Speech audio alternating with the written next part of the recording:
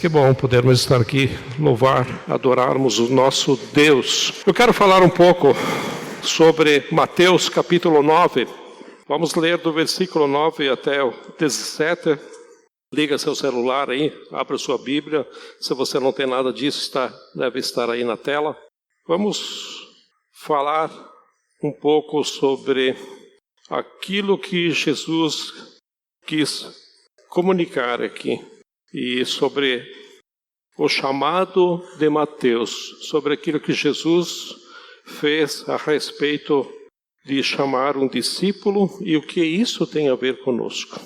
Diz o seguinte: saindo Jesus, viu um homem chamado Mateus, sentado na coletoria, e disse-lhe: siga-me. Mateus levantou-se e o seguiu. Estando Jesus em casa, foram comer com ele e seus discípulos, muitos publicanos e pecadores. Vendo isso, os fariseus perguntaram aos discípulos dele: por que o mestre de vocês come com publicanos e pecadores? Essa turma, essa corja que está aí, em outras palavras, eles quiseram dizer. Ouvindo isso, Jesus disse: não são os que têm saúde que precisam de médico, mas sim os doentes. Vão aprender o que isso significa. Desejo misericórdia, não sacrifícios, pois eu não vim chamar justo, mas eu vim chamar pecadores. Então os discípulos de João vieram perguntar-lhe. Agora teve a outra turma, né? Os discípulos de João: por que nós e os fariseus jejuamos, mas os teus discípulos não? Jesus respondeu: como podem os convidados do noivo ficar de luto enquanto o noivo está com eles? Virão dias quando o noivo lhes será tirado, então jejuarão. Ninguém põe remendo de pano novo em roupa velha, pois o remendo forçará a roupa, tornando pior o rasgo. Nem se põe vinho novo em vasilha de couro velha. Se o fizer, a vasilha rebentará, o vinho se derramará e a vasilha se estragará. Ao contrário, põe-se vinho novo em vasilha de couro nova, e ambos se conservam. Querido Deus, nós queremos entregar em tuas mãos esta palavra, queremos que o Espírito Santo fale conosco. Por isso te pedimos sabedoria, te pedimos entendimento sobre o que o Senhor quer nos falar a respeito dessas palavras que Mateus tem escrito para nós nos dias de hoje. Te pedimos isso e te agradecemos em nome de Jesus. Amém? Eu queria muito que vocês entendessem o que Jesus quer dizer nesse texto aqui. Tá? Jesus está anunciando aqui o poder libertador e transformador de quem tem a fé depositada nele. E naquela época, a religião que dominava era o judaísmo, muito controlada por um legalismo extremado. E os líderes, eles colocavam fardos pesados sobre as costas das pessoas, sobre os ombros das pessoas, que o povo não aguentava. E é nesse ambiente que Jesus chega, porque era um legalismo pesado que esse povo carregava. E Jesus chega com uma ideia nova: vinde a mim todos que estáis cansados e sobrecarregados, eu sou o fardo leve, vou ajudar a carregar os fardos. Então Jesus chega com uma mensagem nova, bem diferente, libertadora e leve. E a primeira coisa que Jesus faz aqui é chamar uma pessoa para ser seu discípulo que nunca a religião chamaria. E Jesus chamou um cara chamado Levi. E se você quiser depois ver em casa, isso está registrado no livro de Lucas, capítulo 5, de 27 a 31, que se assemelha ao texto que nós temos lido. Ali só trata que é Levi e foi dado o nome depois, foi trocado o nome, né? E aquele cara esse Levi, ele era cobrador de impostos. Era um judeu, ele era traidor, porque cobrava impostos dos próprios judeus para mandar para fora, para mandar para Roma. Os impostos não ficavam para a cidade, para facilitar, para investir nas ruas, investir em colégios, coisa parecida. Bom, acho que aqui vamos deixar assim também, né? Por isso ele era odiado pelo povo. Eles eram odiados, os cobradores de impostos, porque ele não era o único. Porque além de cobrarem impostos para mandarem para Roma, eles ficavam com um pouquinho, que a gente não sabe quanto que é, no bolso deles. Que ninguém sabia quanto era. Então, para não errar, a gente diz um pouquinho. Era um pouco diferente de hoje em dia, porque naquela época tinha corrupção. E não precisava se preocupar se iam presos, porque naquela época tinha uns caras importantes que soltavam todos os corruptos. Nada a ver com hoje, nada semelhante com hoje. E Jesus chamou esse cara medonho, tremendo, rejeitado, para ser discípulo dele. Jesus chamou esse cara que não tinha condições nenhuma, no modo geral, de ver ele como um discípulo. E o nome desse cara era Levi. Nunca Levi seria chamado para ser discípulo de alguém pelos critérios daquela época. E Jesus não só chamou esse cara, mas fez dele um apóstolo. Jesus deu a ele outro nome. De Levi, como eu já falei, Jesus deu o nome de Mateus. Trocou o nome dele.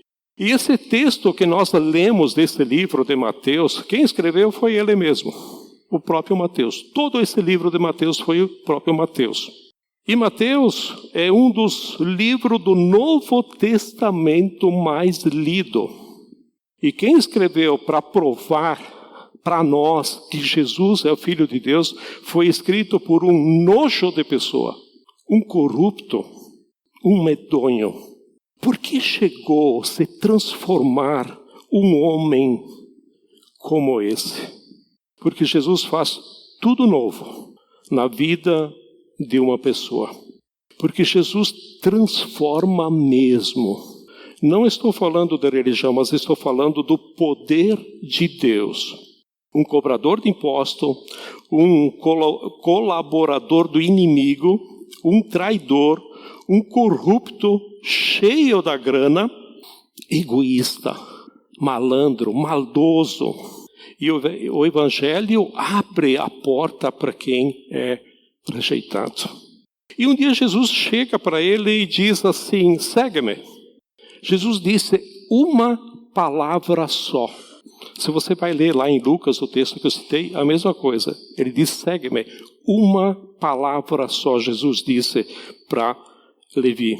E sabe o que Levi fez? Ele não resistiu àquele chamado. Ele não deixou para quando ficasse mais velho. Ele não esperou para terminar a faculdade. Ele não esperou terminar, completar o mestrado que ele estava fazendo. Ele não esperou que um projeto ficasse pronto. Ele não esperou até construir a casa dele. Ele não esperou até que o casamento dele melhorasse. Ele não tentou ver como seria seguir Jesus. Será que vale a pena? Será que tem alguma coisa ali por trás? Ele não foi investigar sobre Jesus. Ele não foi lá no grupo ver como é que estava a contabilidade de Jesus. Ele ouviu um chamado e não adiou a sua decisão. Ele deixou o seu trabalho, seu negócio super lucrativo. Ele deixou tudo e seguiu Jesus. Ele deixou para trás o lucro, as vantagens e abraçou um novo projeto de vida para seguir um novo caminho, tendo um novo Senhor. Isso é evangelho. Isso é conversão. É ouvir Jesus te chamando. É ouvir a voz de Deus e deixar tudo, abraçar uma nova vida, deixar tudo e começar tudo diferente. Seguir um caminho, ou seja, não ando mais com quem eu andava antes. Eu tenho um novo Senhor, eu não sou mais eu. Não é a moda, não são mais os valores que antes eu abraçava nesse mundo. É uma decisão, seguir a Jesus. E a grande prova do que aconteceu com Mateus foi o que ele fez logo a seguir. Ele, no versículo 10, ele fala que ele deu uma festa, ele deu um banquete. Né? Ele convidou toda aquela turma de amigos, aquela corja, e todos os seus colegas, que eram colegas de trabalho, para dizer que tinha mudado de vida. E ele convidou Jesus e botou Jesus bem no centro da mesa. E ele disse para Jesus, Jesus, fala para eles tudo o que você falou para mim. Corruptos, beberões, publicanos estavam nessa festa, nesse banquete. Por que eu sei que esse cara aceitou Jesus de verdade? Porque o evangelho é para ser compartilhado e não ser guardado. E foi o que Mateus fez. Chamou toda aquela turma e ele quis compartilhar. Levi não guardou a mensagem só para ele, mas ele repartiu a mensagem com seus colegas publicanos e pecadores. E quem aceita Jesus mesmo nunca fica satisfeito de ir para o céu sozinho. Os fariseus, os religiosos que deviam estar vibrando com a mudança de vida, né, são aqueles que estavam criticando. Então, talvez eles não entendem que evangelho é perdão para quem mais precisa, é salvação para quem mais necessita. E no versículo 12, Jesus diz, não são os que têm saúde que precisam de médicos, mas sim os doentes. Jesus quer dizer, compreendam que não são aqueles que se acham bonzinho, aqueles que fazem obras, aqueles que têm aquele verniz de santo, né, que precisa do evangelho. Porque parece que não tem jeito de tanto que se enganam. Mas são pecadores, são pessoas doentes que admitem que são pecadoras. São esses que eu vim salvar. É isso que Jesus falou. O evangelho não é para aqueles que acham que não precisa de salvação. Aquele que não se vê como pecador jamais vai ver a necessidade de um Salvador. São aqueles que reconhecem a sua carência, a sua miséria, o seu pecado, é que vai diante do Senhor. Era assim que Levi se sentia. E nesse contexto, Jesus faz uma declaração que agora eu quero enfatizar meu estudo é daqui em diante. Acho que até aqui só foi a introdução. Mas eu quero começar pelo versículo 16. Tá? E Jesus faz uma declaração que diz o seguinte, ninguém põe remendo de pano novo em roupa velha, pois o remendo forçará a roupa, tornando pior o rasgo. Jesus diz, ninguém estraga uma roupa nova, tirando só um pedacinho dela para costurar, para remendar uma roupa velha que eu estou usando, que eu gosto dela, e eu vou ficar com ela. Naquela época não tinha roupa como tem hoje, que hoje é produzido em série, né? Tá aí as roupas, jeans, casacos, e você vai em qualquer loja, nossa, tem variedade. E a roupa naquela época era lenta, era tudo manual. Era difícil de se ter uma roupa. E na época de Jesus, era túnicas. Uma túnica custava uma nota caríssima. O que Jesus está dizendo é que ninguém é maluco. Pegar uma túnica que era caríssima, tirar um pedaço da túnica nova, estragá-la toda, tá? Pegar esse pedacinho e costurar na roupa velha que eu quero usar, que eu gosto dela. Jesus diz, ninguém é maluco fazer isso. Jesus está dizendo, ninguém faz isso. Mas na vida espiritual, a gente está fazendo exatamente isso. É aí que Jesus diz para nós duas verdades. Primeira, ninguém põe remendo novo em roupa velha, ou seja, não faz sentido receber Jesus em pedaços. Não faz sentido querer ir no Evangelho e tirar um pedaço. Não é esse o Evangelho. Mateus recebeu o chamado de Jesus e o que ele fez? Largou tudo para abraçar tudo novo. E muita gente rejeita o pacote completo de Jesus. Muita gente não quer ser transformado, quer apenas ser melhorado, quer ser remendado. E fica satisfeito com apenas um pedaço do Evangelho. Muitos se concentram em algo menor, achando que está bom. Eu só quero um pedaço do Evangelho. Por exemplo, eu só quero a cura da minha enfermidade. Eu só procuro Jesus porque é o Deus que cura. Sim, é verdade. É o Deus que cura, mas também é o Deus que muda o coração das pessoas. É o Deus que transforma a família. É o Deus que endireita o caráter do ser humano. É o Deus que mexe com os seus negócios. Não, peraí. Não, muito obrigado. Eu não... Espera um pouco. Eu só quero o Deus que cura. O Deus que mexe em outras coisas na minha vida, eu não quero. Mas a sua vida financeira? Deixa lá. Eu resolvo. A sua pornografia? Deixa lá. Mas o seu caráter? Deixa. Eu só quero ter paz na minha casa. Eu só quero ter sucesso nos meus negócios. Eu só quero livrar a minha consciência de uma coisa que eu fiz lá atrás, lá no passado. Muitos buscam uma solução parcial e descartam a solução completa. É isso que Jesus está falando.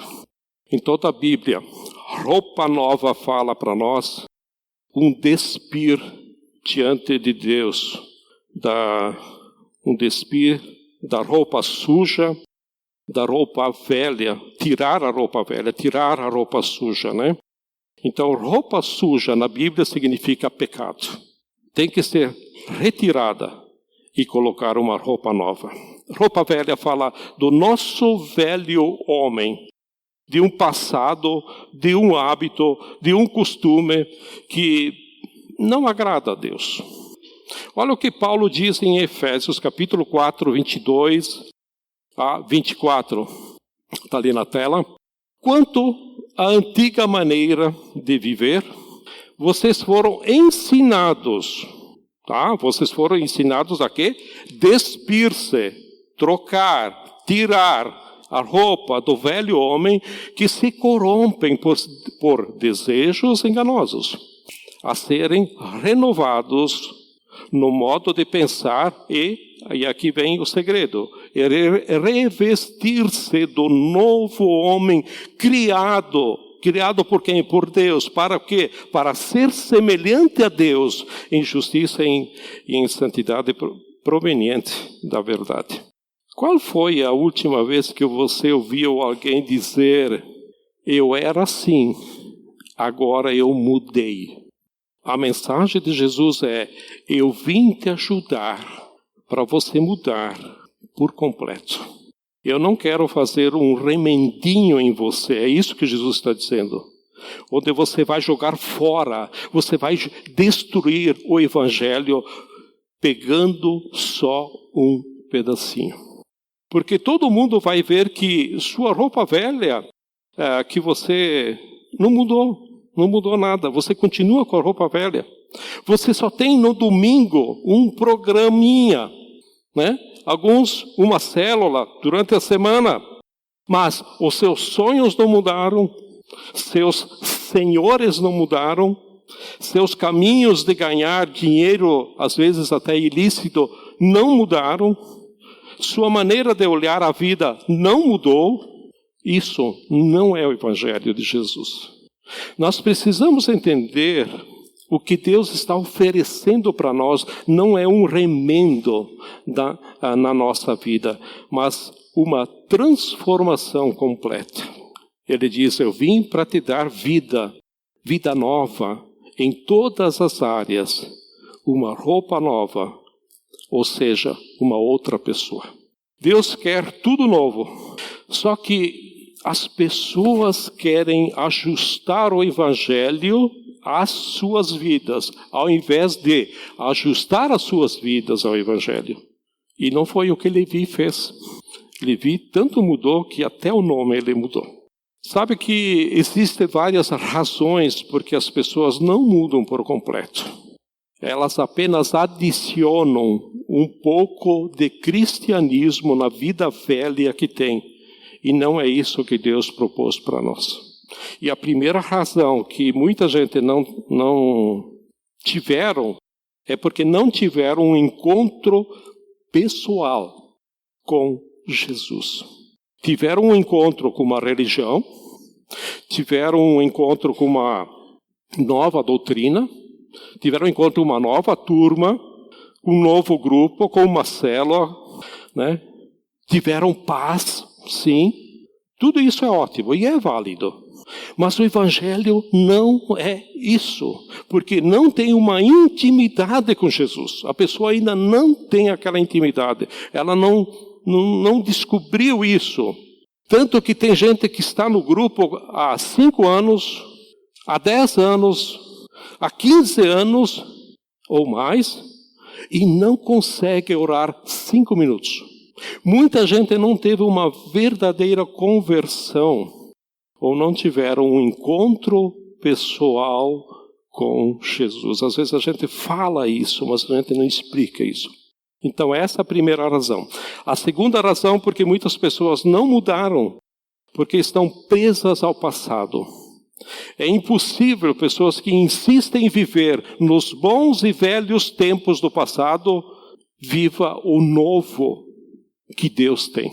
Quando as memórias do passado são maiores dos sonhos do futuro, essas pessoas já estão morrendo, porque a nossa vida não é o passado, a nossa vida é o futuro. Que não tem futuro, uma coisa nova, ele sempre vai olhar para o passado. E é por isso que o povo de Israel queria sempre voltar para o Egito, depois de que foram libertos da escravidão, anos e anos, né? E eles tinham comida, eles tinham tudo, Deus providenciava para eles, mas eles sempre se murmuravam, sempre se queixavam, queriam voltar para o Egito, voltar para a escravidão. Por quê? Porque eles nunca conseguiam ver a terra prometida. E Deus quer que você veja que Ele tem uma vida nova para você.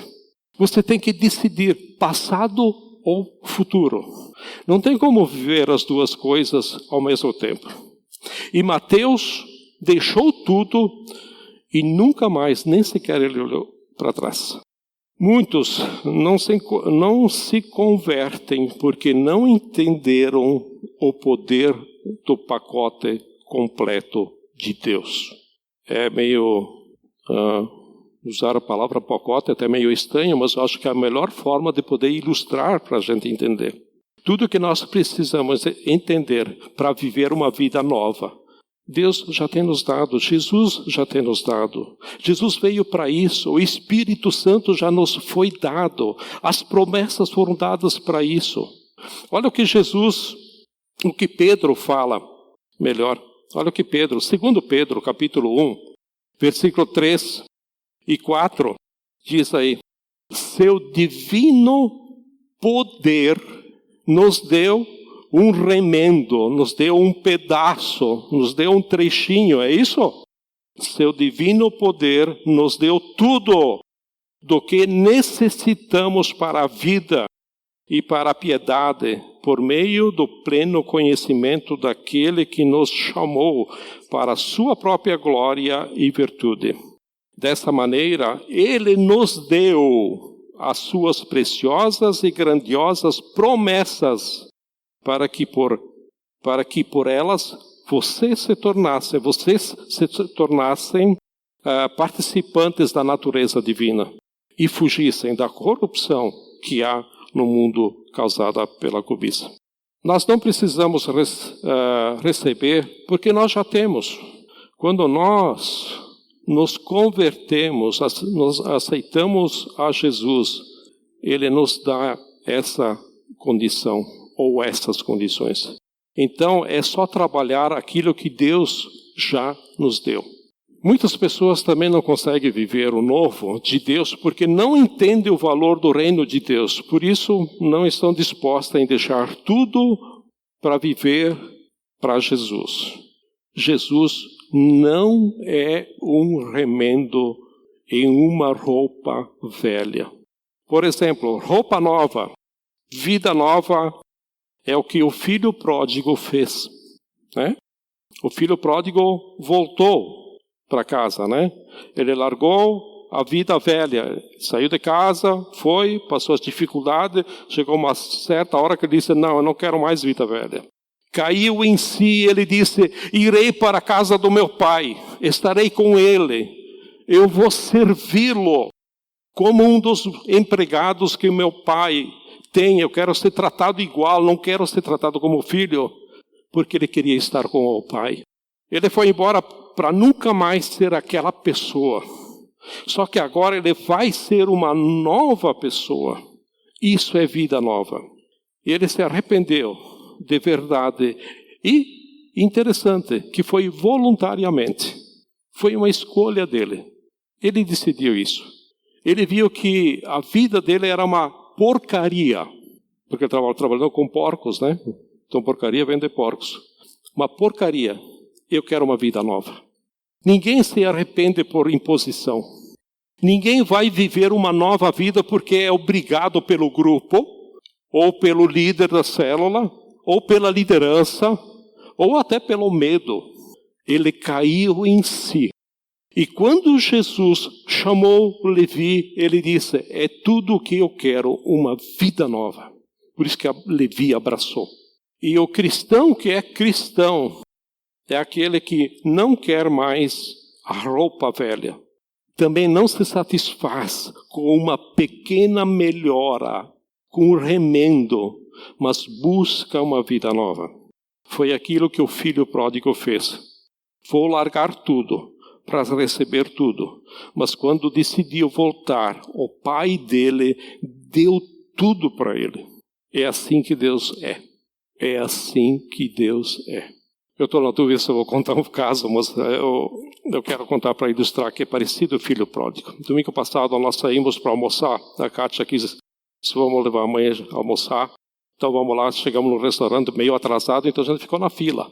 E nessa fila saiu uma pessoa que é conhecida minha, que eu já cortei o cabelo dela, da família dela toda. Ela saiu, ela tem três filhos, uma menina e 2 rapazes. Ela saiu com um rapaz, com uma menina. Mas o que me chamou a atenção é que ela não saiu com o marido. Porque eu sei que eles não são separados. Eles moram na mesma casa, vivem na mesma casa. E aí, fiquei pensando, por que o marido no Dia das Mães é interessante? Né? E aí, essa semana, conversando ontem, eu e minha esposa, aí ontem eu descobri porque o marido não estava. Então eu vou começar a história por quê? Aí para vocês poderem entender. O avô dela era um cristão. Ele era um membro de uma Assembleia de Deus, cristão. Tá? Quando eu cheguei a conhecer ele, há uns 40 anos atrás ou mais, eu conheci ele.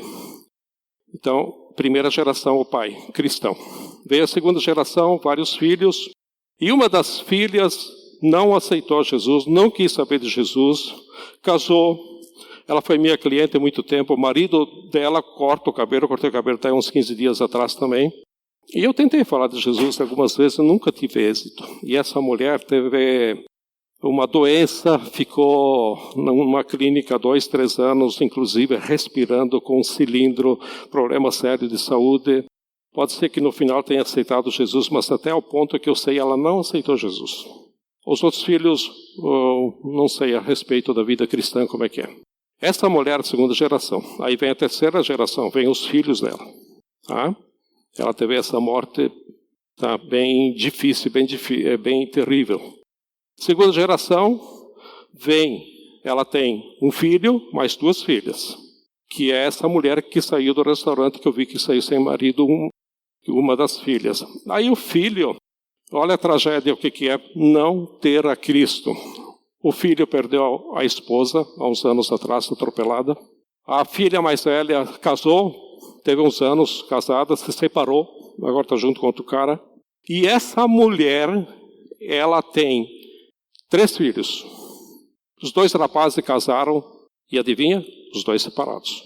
A filha não casou ainda porque é um pouco mais jovem. E aí que eu descobri onde é que está o marido. Tá, o marido, gente fina, trabalhou, teve umas decepções com a profissão, com algumas coisas que aconteceram, se jogou na bebida. Essa hora aqui ele está numa clínica sendo tratado da bebida. Por que eu quis falar isso? Olha o que é o filho pródigo. O filho pródigo, ele reconheceu o pecado dele. Ele se arrependeu, ele voltou. Olha o que é uma geração. O pai era cristão, a filha não quis aceitar, veio os filhos, não aceitaram. Ou seja, a primeira filha morreu numa situação dramática. A segunda filha, os segundos filhos, a geração dos segundos filhos, estão aí sofrendo, passando por essa situação. Vem famílias destroçadas. Agora vem a outra geração, famílias destroçadas de novo. A minha esposa ontem ela disse, peraí, mas não tem uma promessa na Bíblia que diz que Deus abençoa a quem é cristão há muitas gerações? Ele abençoa, é promessa, é verdade. Mas não para uma pessoa que rejeita a Deus. Uma pessoa rebelde. A primeira filha começou lá atrás a rejeitar a Deus. Ela não quis seguir a Deus. Não sei por quê. Não quis. A segunda geração não quis. A terceira não está querendo. Eu não vou usar a palavra maldição nisso, porque não gosto de usar isso, mas, sinceramente, faz pensar. Eu nunca tinha me dado por conta dessa situação. Me dei por conta ontem. Então, é a história real do filho pródigo. O filho pródigo é uma parábola. O pai do filho pródigo é Deus. É simbolizado aí por Deus. Mas a realidade de uma família, ela é vivida. E se a gente começa a observar isso, de famílias cristãs, às vezes, por os filhos não aceitarem a vida, olha, Deus dá um espaço enorme para essa senhora aí. Quantos anos de vida que deu para ela, oportunidade de aceitar a Cristo, e ela não. E creio que ela morreu assim. A segunda agora, essa mulher, a mesma coisa. Marido na situação, 2 filhos separados. Tem coisa espiritual ali ou não tem? Então, é a história do filho pródigo em andamento, né? Quando Jesus chama alguém, chama para deixar de ser pecador. Quando Jesus chama a gente, ele chama para a gente deixar de ser pecador. Somos perfeitos? Não. De jeito nenhum. Você não vai ser perfeito, não vai achar a perfeição e não cobra a perfeição de ninguém. Mas quando há reconhecimento do pecado, quando há o arrependimento, Deus abençoa. Deus abençoa. E quando Jesus chamou Levi, ele disse, siga-me. Ele não disse para Levi, continue sendo o mesmo publicano que você é. Continue sendo escravizando os outros. Continue sendo um pecador. Por quê? Porque Levi já era pecador. Já era assim. O que adianta Jesus te chamar para continuar igual? Isso você já é. E não vai mudar nada. Então não precisa nem chamar. Jesus chamou para ser um discípulo. E para isso, eu quero destacar 2 coisas. Em primeiro lugar, cristianismo é arrependimento, é reconhecer, olha, eu estou pecando, eu preciso de Jesus. Eu sou pecador, eu preciso de Jesus. O filho pródigo fez isso. Nenhuma geração dessa família fez isso, sabendo que o pai lá atrás era cristão. Em segundo lugar, cristianismo é discipulado. Discipulado é seguir Jesus. É ter um mestre, não é fazer as 10, 12 lições. Não é ficando por aí fazendo o que eu quero da minha vida. Quem fazia isso era o filho pródigo. Até que ele quis fazer o que ele queria da vida dele, foi no fundo do poço. Qualquer pessoa que faz o que ele quer com a vida dele é um filho pródigo. Qualquer pessoa que segue a Jesus é um discípulo. E a pergunta é simples, né? Quem você é? Você é um discípulo? Jesus termina dizendo no versículo 17 o seguinte, põe aí, por favor, o 17. Não se põe vinho novo. Não se põe vinho novo em vasilha de couro velha. Se o fizer, a vasilha rebentará. O vinho se derramará e a vasilha se estragará. Ao contrário, põe-se vinho novo em vasilha de couro nova e ambos se conservam. Ninguém faz isso. Ninguém faz isso. Ninguém põe vinho que vai produzir fermentação em vasilha velha por causa da pressão. Vai arrebentar, vai perder o vinho, vai perder o odre, a pipa, tá? Vai perder tudo. Né? Então, em toda a Bíblia, o vinho fala para nós da alegria, né? Ou seja, da ação da presença do Espírito Santo dentro de nós. É isso que representa o vinho. Fala de algo novo que Deus faz. De novo, Jesus fala a mesma palavra, ou seja, se um lado o Evangelho é abandonar tudo e viver um tipo de vida, também o Evangelho é um processo que vai fazer de você melhor a cada dia. Não espera ser perfeito, nem queira ser perfeito, mas é um processo que a gente vai melhorando. E pela ação do Espírito Santo você vai se tornar um vinho melhor. E neste caso, quanto mais velho o vinho, melhor. Isso nós sabemos, estamos no meio da cultura, não precisa nem explicar, né? Significa que a maturidade, o processo do Espírito Santo trabalhar em você vai te aperfeiçoando. Se você não está ficando melhor a cada dia, tem uma coisa errada com o seu cristianismo. Eu vivi isso. E durante muitos anos, eu vivi isso durante muito tempo. E se você quer só um pedaço do Evangelho, está tudo errado com o seu cristianismo. E é isso que ele está dizendo. Se você largou tudo e não muda, tem alguma coisa errada com a sua relação com o Espírito Santo em não permitir que a atuação do Espírito Santo muda você.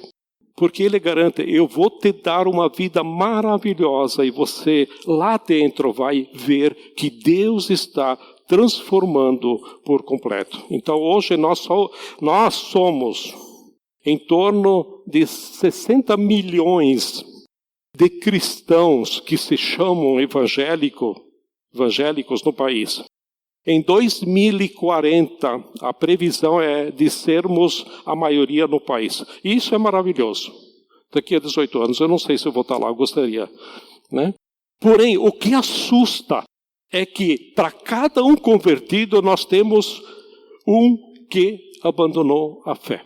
Abandonou por quê? Porque não encontrou Jesus. Gente com um pedacinho só de cristianismo. Gente que não ajusta a sua vida, que não quer mudar, como eu vivi muitos anos assim. O Senhor espera que cada um de nós envelheça. Quando você olha para você, né, percebe que não é perfeito. Por favor, guardem isso. Você não é perfeito. E não vai ser. Mas que é muito melhor do que você foi ontem.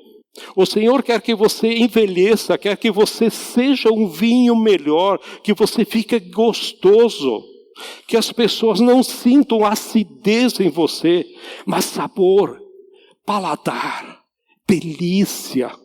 Deus não quer que você seja um vinho azedo, um vinagre. Deus quer que você se torne uma delícia, que todos que olham para a sua vida possam dizer, isso é cristianismo. E ele muda a vida da gente. Ele transforma a gente no melhor vinho. Deus faz tudo novo e tem o melhor para o final. O melhor é o que Deus está preparando para você. Se você for um cristão, Deus vai te melhorando e você vai ser muito melhor do que foi o ano passado. Faça uma análise nisso.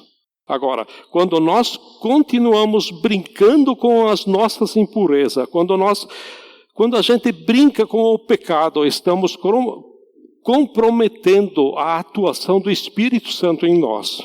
Aí você pergunta, peraí, mas como é que eu ouço? Como é que eu entendo a voz do Espírito Santo? Por que o Espírito Santo parou de me transformar? Sabe por quê? Porque eu o afugentei, eu o entristeci na minha vida. Mas como? Eu deixei os panos velhos na minha vida. Eu entristeci o Espírito, ele não me transforma mais. Eu estou parado até que me arrependa e diga, eu quero mudar.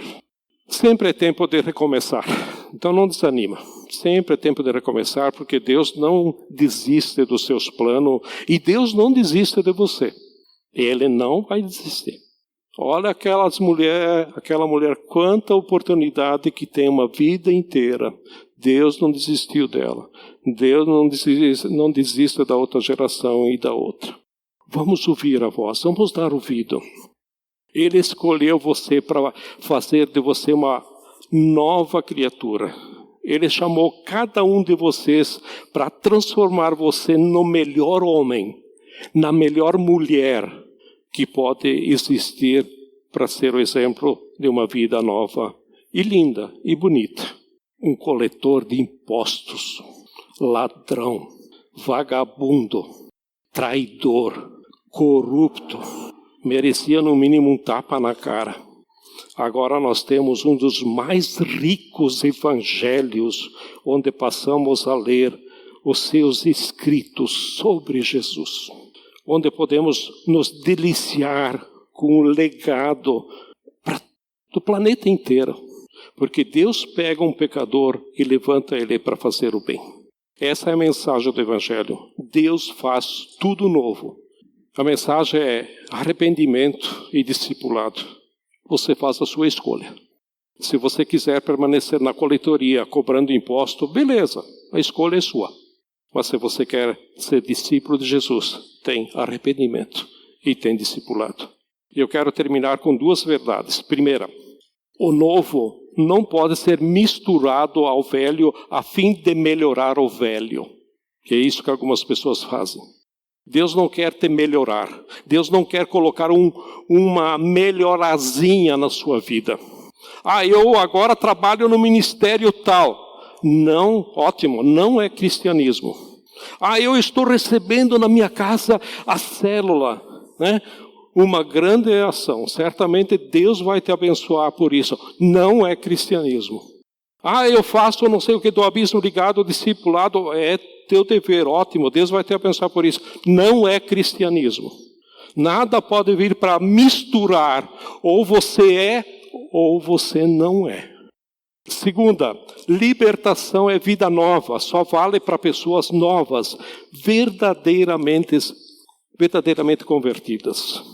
Aquelas pessoas que ainda estão presas, agarradas na vida velha, e não soltam a vida velha, não vai conseguir.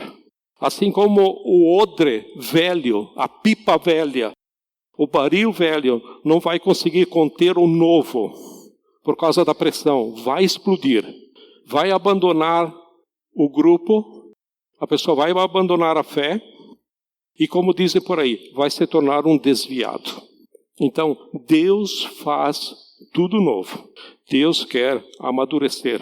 Como o processo de fermentação transforma o vinho ruim, que na verdade o vinho ruim aí quer dizer o suco, né?